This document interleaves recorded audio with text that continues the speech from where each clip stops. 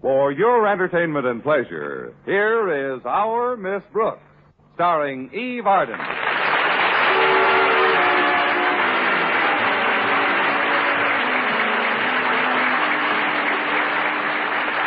It's time once again for another comedy episode of Our Miss Brooks, under the direction of Al Lewis. But first... A recent news announcement gave added proof to the old saying, it's a small world. In fact, it's even smaller than we thought. The Army Map Service, using an improved way of measuring the equatorial radius of the Earth, found that it's exactly 420 feet shorter than previously figured.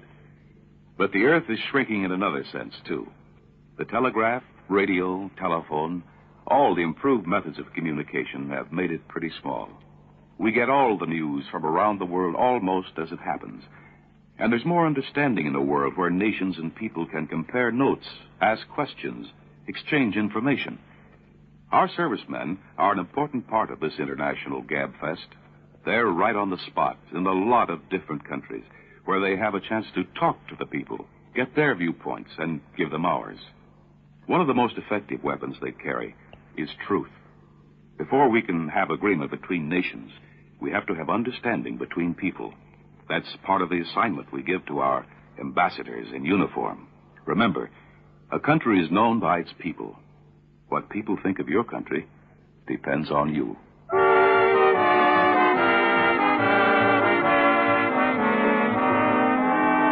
Well, for many of us, the early morning hours aren't the most cheerful time of the day. So it is with our Miss Brooks, who teaches English at Madison High School. Fortunately, however, by the time we've had our second cup of coffee, most of us feel a good deal better. How true that is. I always feel quite a bit better after my second cup of coffee, which I have at 7:30 in the evening. But when some extremely fortunate occurrence is impending, I can even be cheerful at breakfast. That was the case last Friday when I joined my landlady in the dinette. Oh, what a beautiful morning. Oh, what a beautiful day. My, you're in a good humor this morning, Connie. It is grand to hear you singing like this. Thanks, Mrs. Davis. I've got a wonderful feeling. Everything's going my way. And it's such a nice song, too. The beautiful blue Danube.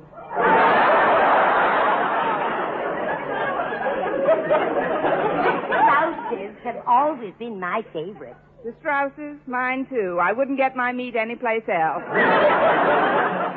This reminds me of the last time you were in such high spirits. I'll never forget that morning.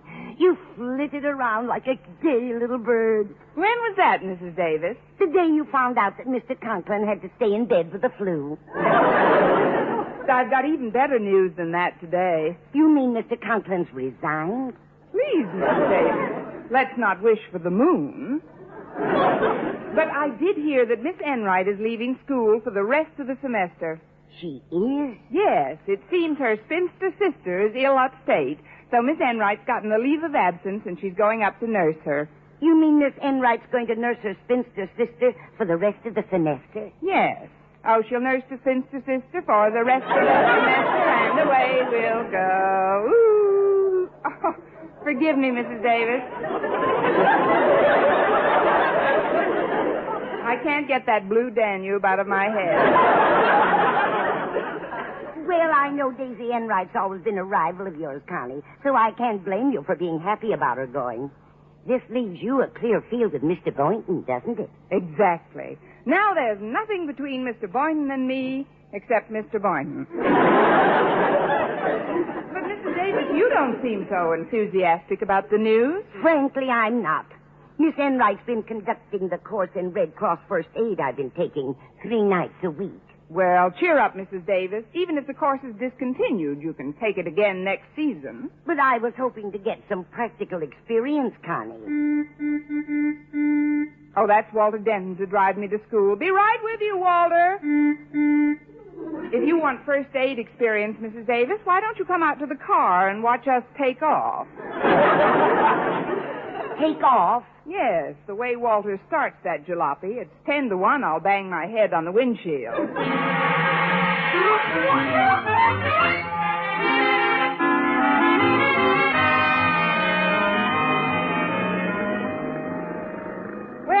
we're on our way. Let's have a nice, smooth ride to school, Walter. Okay, Miss Brooks. Say, I'm sorry you banged your head on the windshield when we started. Oh, forget it. It's only a flesh wound. Just try to control your tendency to speed, won't you? Yeah, I'll try. But it's awfully difficult on a beautiful day like today. I think I know how you feel, Walter. I'm rather elated, too. And I'll bet our joy stems from the same source. The imminent departure of one Daisy Enright. I couldn't be any happier if 2 Daisy Enrights were leaving. I mean, Miss Enright's a very good teacher, Walter. Why should you be happy to see her go? Well, because my mother's been taking her first aid course. And everything she studies, she tries out on my father and me. Well, you shouldn't complain about that, Walter. Your mother's just trying to learn how to take better care of her family. Yeah, she sure took care of me last Monday. Seems she had to do some splint practice, so naturally she used me. You seem a little flexible for a splint, Walter. No, she put the splint on my leg, Miss Brooks. And then she told me to walk across the room. And did you? I took one step and fell on my face. What did your mother do then? She bandaged my face. But with 6 yards of sterile gauze. Could have used more, but my dad had 9 yards wrapped around him. Your house must have looked like an Arab settlement. Well, with Miss Enright leaving, they'll probably discontinue the class until next year anyhow. But surely you've had similar experiences to mine. Mrs. Davis takes the same course. Doesn't she practice on you? No, Walter. Luckily, I've been out a good deal of the time. Mrs. Davis does all her first aid practicing on our next-door neighbor. Oh, Mrs. Landfield? That's right. Limpy Landfield, we call her.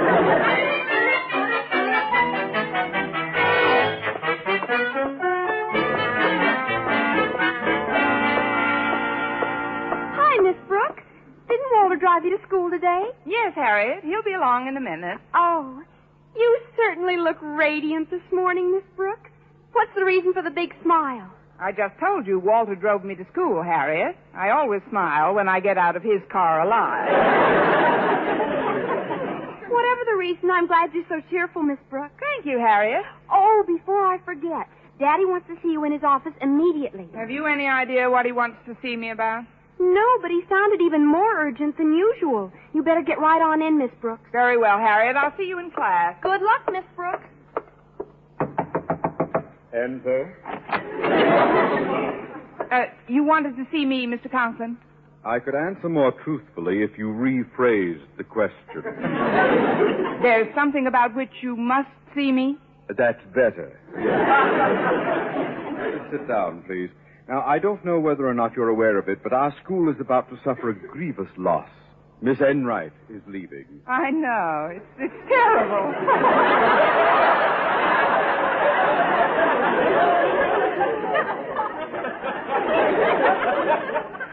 Please try to control your sobs.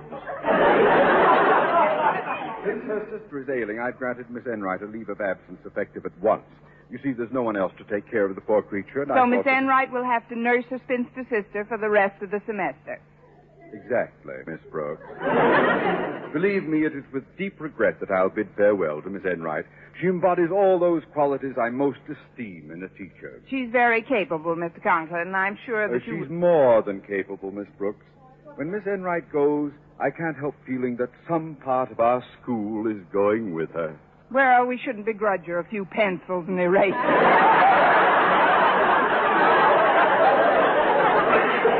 I mean, she'll be back in the fall, Mr. Conklin. I sincerely hope so. Now then, since it is too late in the season to hire outside help, this vacancy must be filled by other members of our faculty assuming additional duties. I think I just heard the school bell, Mr. Conklin, so if you'll excuse me. There was no bell, Miss Brooks. Sit down. Although her classes will be taken over by Mr. Chalmers, Miss Enright leaves another most important post to be filled, namely the Red Cross first aid course she conducted 3 nights a week. There goes that bell again.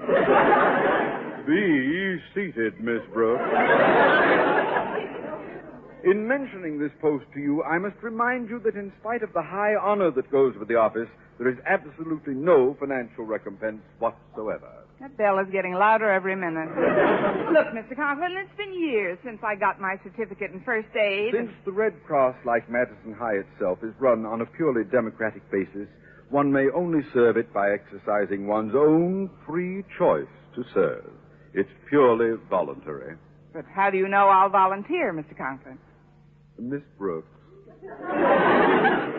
do you have a large bank account? Why, no, sir. And is teaching the only profession with which you're familiar? That's right, sir. And would you like to continue to make a living in this profession, Miss Brooks? Certainly, sir. Well, then. I hereby exercise my own free, democratic, voluntary choice of saying yes.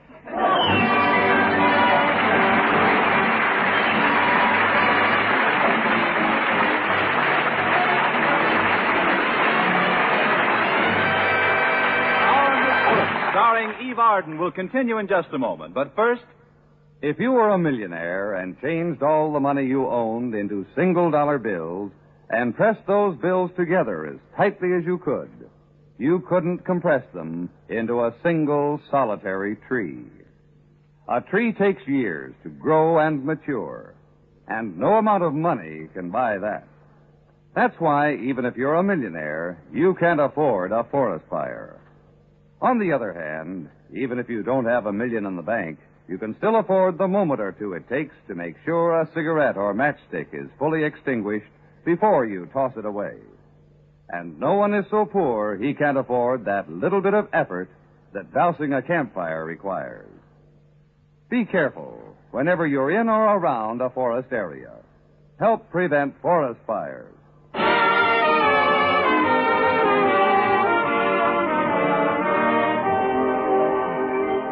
Well, learning that I had to take over Daisy Enright's first aid course didn't help my appetite any. Nevertheless, when lunchtime came, I went to the school cafeteria, baited a table with meatloaf, and sat down to wait for Mr. Boynton. But as I toyed with my salad, it was Miss Enright's voice that broke in on my reverie. Well, Miss Brooks, as I live and breathe. Two faults that are easily remedied. Well, what are you doing, darling? Feeding your full little face again? What do you mean, again? I haven't had anything to eat. What do you mean, full little face? Just take it easy, darling. We've all got our troubles. Look at what's happening with my poor sister, for instance. It's such a pathetic case. Picture, if you can, a poor, lonely spinster with hardly a friend in the world, practically no one to turn to. I sympathize with you, Miss Enright. Now tell me about your sister. What a quaint sense of humor. No, but there's something I want to discuss with you. Do you mind if I sit down here for a moment? Not at all. I can't digest this food anyway. Miss Brooks, I understand that you've been requested to complete my first aid course. Or is the word volunteered? The word is railroaded. What I can't figure out is why Mr. Conklin picked on me. Oh, you were a natural for the job, my dear. Otherwise, I would never have recommended you. You recommended me. Oh, dear. Now the cat is out of the bag, isn't it? I don't blame you for being self-conscious. Are you inferring? If the bag fits, get back in it. Miss Enright, you're really going out in a blaze of infamy, aren't you? Going out? Oh, but that's what I sat down to tell you, darling. I'm not going anyplace. My sister has decided to come down here and live with me. Isn't that a relief? It's such a relief I may kill myself. Well, at least I won't have to conduct those classes of yours. Oh, but you will, darling. That's one of the provisions I made when I agreed to stay. I told Mr. Conklin that I'd have to spend all my free time with my sister, and he said that he didn't mind a bit as long as you took over for me. As one English teacher to another, Miss Enright, I'd just like to say that I am the one who has been took over. I just don't think it's fair for you to Good afternoon, ladies. I hope I'm not interrupting anything. Oh, no, not a thing, Mr. Boynton. Miss Brooks was speaking. Won't you sit down? Oh, thanks, Miss Enright. Oh, that food you've got looks very appetizing, Mr. Boynton. Well, yes, I thought I'd take a whirl at the pot roast today. But I kept this plate of meatloaf covered for you, Mr. Boynton. Oh, I can probably handle them both. I'm starved. Oh, my, that roast looks yummy. And so does the meatloaf. Would you care to try one or the other, Miss Enright? Why don't you try both, Miss Enright? You can feed one of your faces, and I'll feed the other.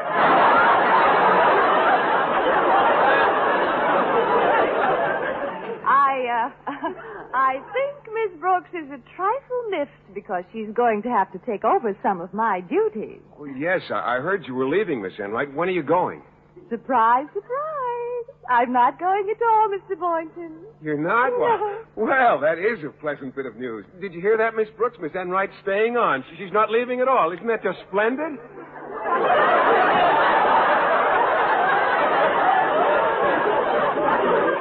Oh, eat your pot roast.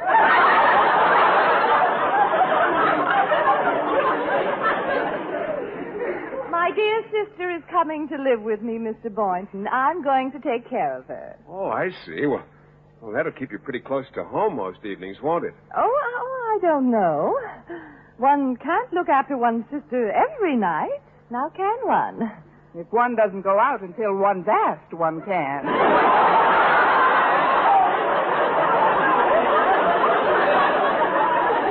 Now, you really must excuse me. I've got several things to do. Oh, do you have to go so soon, Miss Brooks? I'm afraid I do, Mr. Boynton. Here's your check for the meatloaf. Oh, thank you, Miss Brooks. But where is your, I paid my check, Mr. Boynton. Oh, well, so long. Toodles. Oh, before you go, darling, I'd like to remind you that I'm coming over to your house tonight to brush you up on the first aid course. It was Mr. Conklin's idea. What? As a matter of fact, he's coming along with me. But I didn't plan on... He said we'd be there at 8 sharp, Miss Brooks, so you'd better be ready at that time. You know, this first aid course is Mr. Conklin's pet project. Sort of like Mr. Boynton is to certain other members of the faculty. If you know what I mean, dear Mr. Boynton. Huh? I guess it's safe to leave him here for a few minutes. Well, if the Emperor has spoken, I guess I'll see you tonight, Miss Enright. Goodbye, Mr. Boynton. Goodbye, Miss Brooks. Oh, don't stop at the dessert counter, dear. From the back, those calories show like mad. If I could plead manslaughter, I'd kill her. From all the unjust, tyrannical... I'll take it easy, Miss Brooks. You know what talking to yourself is the first sign of, don't you? Yes, Walter, but I don't care. Oh, things can't be that terrible. Tell Uncle Walt what's the matter. It's pretty bad, Unc. Miss Enright just told me that she and Mr. Conklin are coming over to my place tonight to brush me up on her first aid course. What's so bad about that? This is a chance to kill two of your favorite birds with one stone. If you're going to show them what you remember from your first aid experience, you get a chance to not only clobber Miss Enright, but to show Mr. Conklin that you're totally unfit to take over the job. Well, Miss Brooks, what do you think of the scheme? Walter, if we were in France, I'd kiss you on both cheeks and give you the Legion of Honor.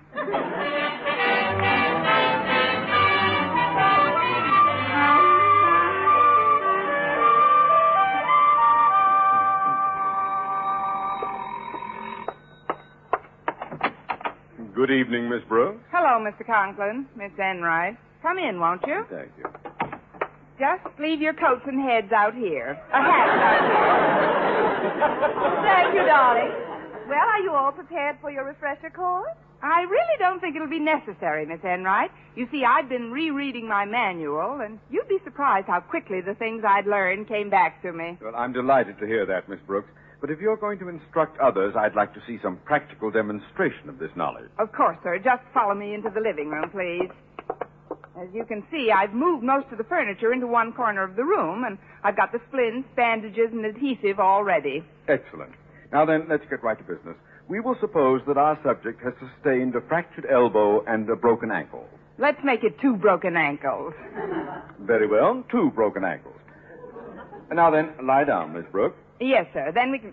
Wait a minute. Why should I lie down? If someone had sustained 2 broken ankles and a fractured elbow, is it too unreasonable to assume she'd be lying down? No, sir, but the wrong bones are being broken. That is, I want to show you what I know about first aid. Miss Enright's the one who must lie down. Oh, you want me to pretend I've been through an accident? Believe me, it's typecasting. Just crumple, dear. The rug is spotless so far. Let's get on with it. Do as she says, Miss Enright. Oh, very well. Now, we'll assume that Miss Enright has been in an automobile accident, and besides having both arms broken, she's in an acute state of shock. Shock? Well, how do I react? As if Mr. Boynton finally asked you for a date. Now, my first job is to kneel by her side and take care of the arm. This silk sleeve seems to be covering up the injury. Oh, Miss Brooks, this is a brand new dress. Please, what do you want to be, neat or cured? Now, it's obvious from the looks of this arm that it's badly injured. Where my fingers touch, it's all black and blue. See, Mr. Conklin? Where is it black and blue? Ouch! Right there. Now, hand me that catsup bottle, please, Mr. Conklin. Well, here you are, but what's it for? Realism. This was a pretty bad accident, remember? Oh, Miss Brooks, you're ruining my dress. Quiet, you're in a state of shock. Now we'll start bandaging the arm. First, I put the splint gently against the skin. Oh! Then I start the roller bandage here. Now I wrap the gauze with one arm this way. Yes, go on. Then I put the other arm through and tie the bandage this way. Now I reverse the process, again bringing the other arm through the bandage and wrapping it securely. And now what? Now, if someone will untie my arms, I'll continue. Miss Brooks, can you or can you not tie a firm bandage? This splint was a bit too rough, Mr. Conklin, but if Miss Enright will let me use one of her legs... Now, see here, Miss Brooks. Now, please cooperate, Miss Enright. Stand up and let's see if Miss Brooks can tie a firm bandage on your leg. Well, if you insist, Mr. Conklin. There. Now then, Mr. Conklin, if you'll just stand nearby and hand me a few things... Very well, very well. First, please pass me the adhesive.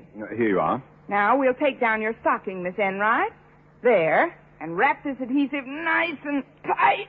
There. Oh, Miss Brooks, but you don't put adhesive next to the skin. First, the bandage must come. You're so right, darling. Off you come, adhesive.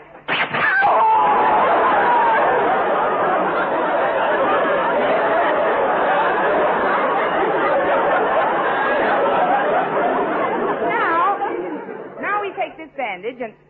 hand me a splint, please, Mr. Conklin. Here. The idea is to get a good, steady support for the leg. Around we go with the bandage, all around the splint. Another bandage, please, Mr. Conklin. Here's one. Now we wrap this around the other one. Now the adhesive, round and round and round. There. How does that feel? Solid? Very solid. Good grief, you've tied Miss Enright's leg to mine. Oh, for heaven's sake. I thought one of those legs had more wool on it than the other.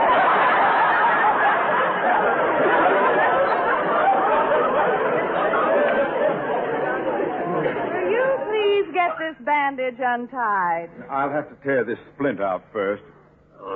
Ouch! There's a big splinter right in my thumb. Good. Now, for your next test, let's suppose that somebody's got a big splinter right in his thumb. Oh, I'll get it. Mr. Boynton, come on in. I just dropped by to return a book I borrowed from Mrs. Davis, but... Oh, you've got company. Please join us, Mr. Boynton. Right. Oh, good evening, Mr. Conklin, Miss Enright. Say, what are you doing, having a three-legged race?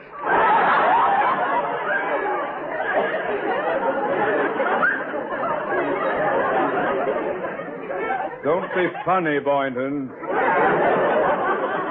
There has been an accident.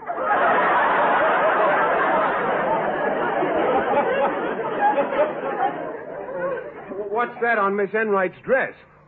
Oh, no.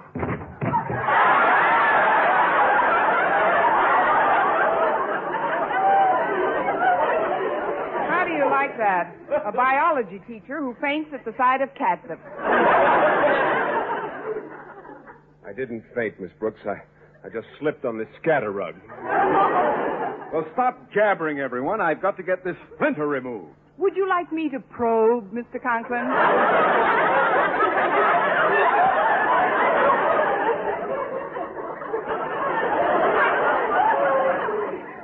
Keep away from me, you angel of destruction. Never fear, Mr. Conklin. Daisy Enright's on the job. I'll get it out for you in just a jiffy. Now, here's a nice clean pin. Now, give Daisy your thumb. Come on, come to Daisy.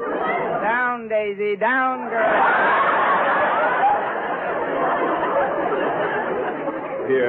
Here, Miss Enright. Now, please be careful. Oh, there's nothing to it, Mr. Conklin. There, it's out. Say, that didn't hurt a bit. Remarkable, Miss Enright. You know, everyone should master first aid. I've been thinking of taking that course myself.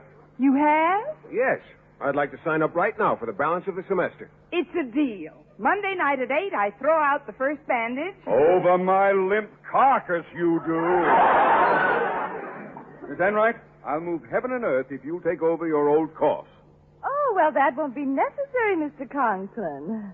Now. She's halfway to heaven already. Oh, well, Miss Enright, there's just one question I'd like to ask you. Yes, Miss Brooks? What sort of splint does one use after one cuts one's throat?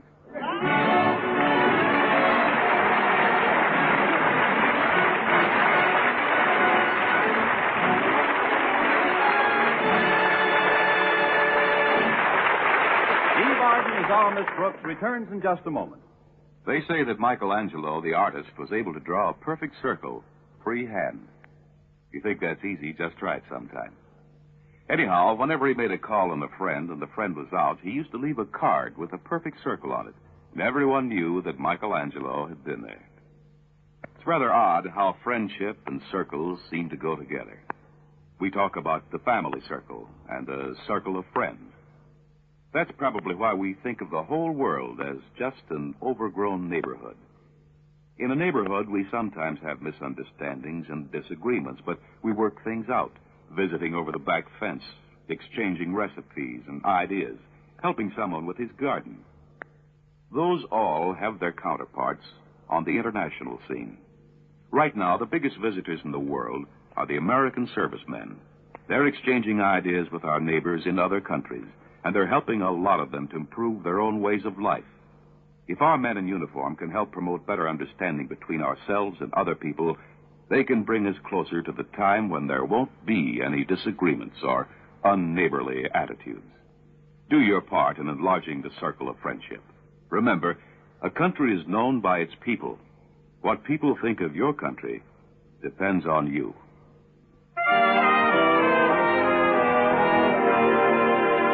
And now, once again, here is our Miss Brooks.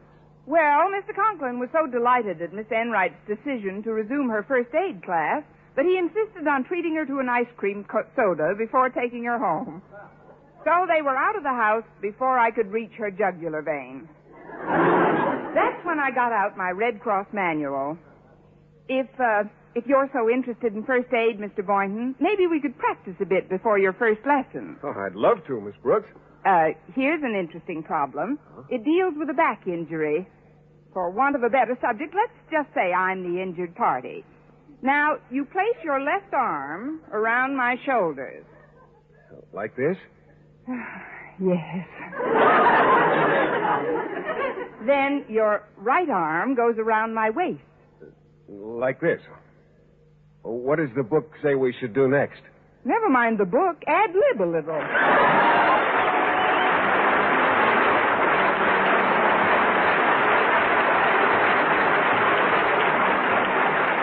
Our Miss Brooks, starring Eve Arden, is produced by Larry Burns, written by Al Lewis and Arthur Alsberg, with the music of Wilbur Hatch.